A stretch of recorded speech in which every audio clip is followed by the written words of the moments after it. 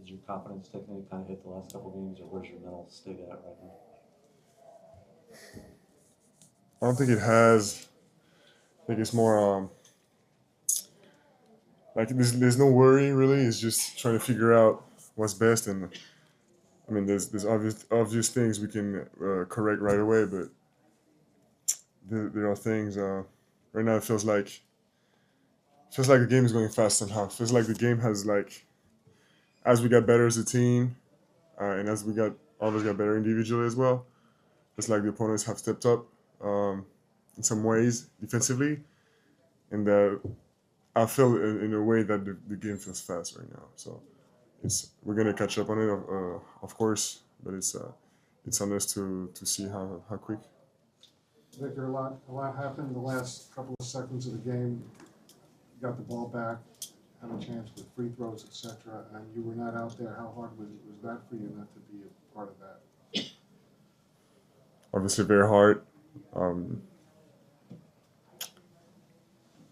Yeah, very hard. But it's in these moments you have to give the best face for your teammates and keep saying what matters and the things that need to be said. So it's we got no time to worry about it during the game.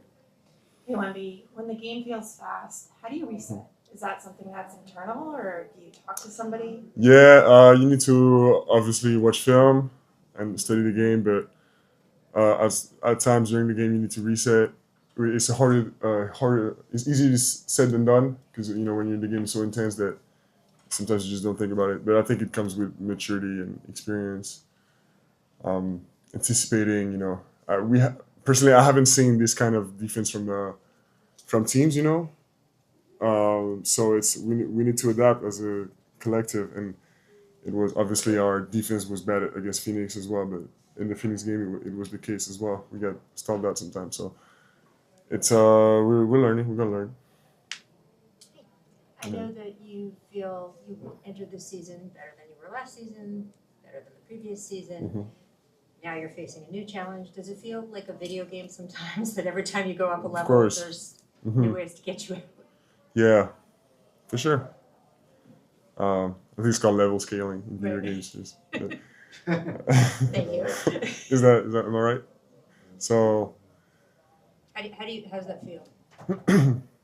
Because you feel like, oh, I'm getting the hang of this, and then it feels like sometimes you just need to take a step back and look upon what you've done, how you've gotten better, and trying to anticipate what's coming because the defense aren't getting softer or easier. So we gotta figure it out. But it's the same. It's the same for everything for us, but for life in general. We have to respond. It's just we're gonna either respond or not respond, and we will respond. Victor, a question off the game. The election last night. What was your reaction to that, knowing that you guys in the future are going to have a pretty nice home? It's cool. It's cool. I learned today, I think, and yeah, I'm happy. Hopefully it's a project that can grow into something more than just a building, and a whole ecosystem. But I'm hopeful. I know you've had some experience with turnovers being a byproduct of how much you have the ball in your hands. Have you seen anything from Steph? As he's kind of taking a more bigger lead, I guess, of ball handling and facilitation without Dylan and De'Aaron. So what's the question? Is that something that Is it something you can talk to him about, or is that Turnovers? Yeah. Yeah, of course. It's just like anything else. He's aware of it. We're aware of it, and we trust him. We trust him to have the ball in his hand, and we trust him just as much to keep the turnovers down. But it's not a worry at all. Victor, you said you've never seen this exact defense before. How would you explain what they're doing differently than you've never seen before? So I don't want to get into too much details, but the quickness at which the double comes is so much faster than in the past, in the first quarter, and Also, it feels like teams are very prepared. Have a very good scheme defensively coming into games against us, and we prepare as well. But at the end of the day, when we're on the court, we need to face this kind of defense. We can't. I don't think it's something we can figure out just like this, and it's gonna make us much better really quick. Last year, you talked a lot about like after every game, you're asking for different cut-ups for different situations. Is that kind of how you handle this situation? Like in terms of film, you mean? Yes.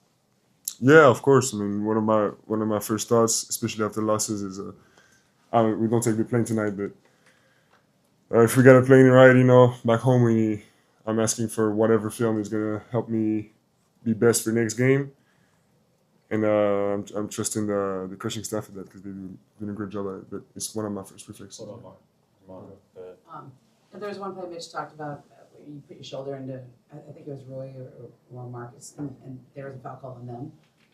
You're gonna have to kind of learn to do more of that in the way they're playing you right now. Is that something you feel like you need to learn to kind of put your shoulder down sometimes and protect yourself if the refs aren't going to call certain things or Yeah, to the extent that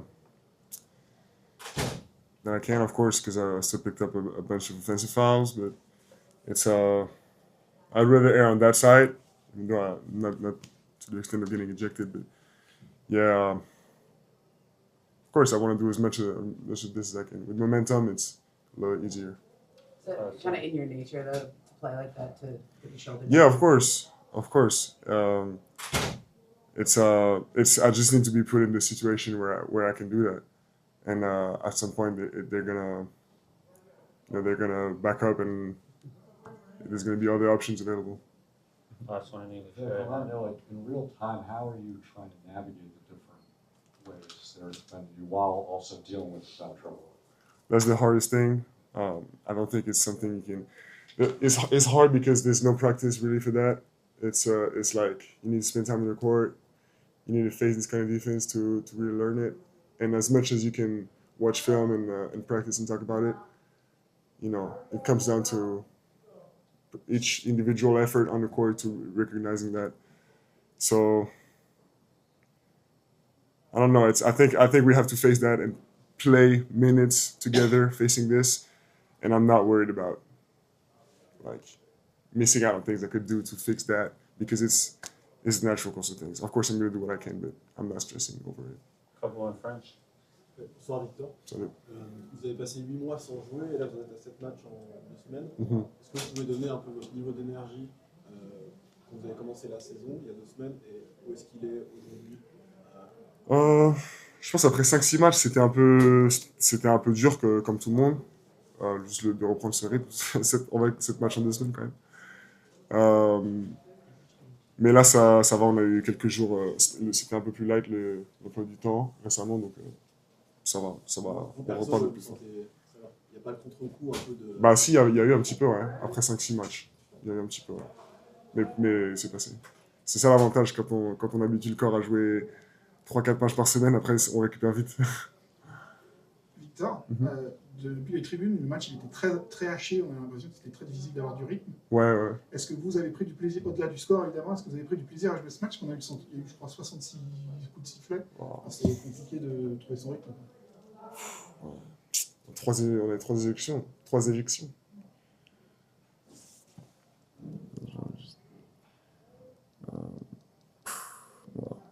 Nombre de fautes incroyable.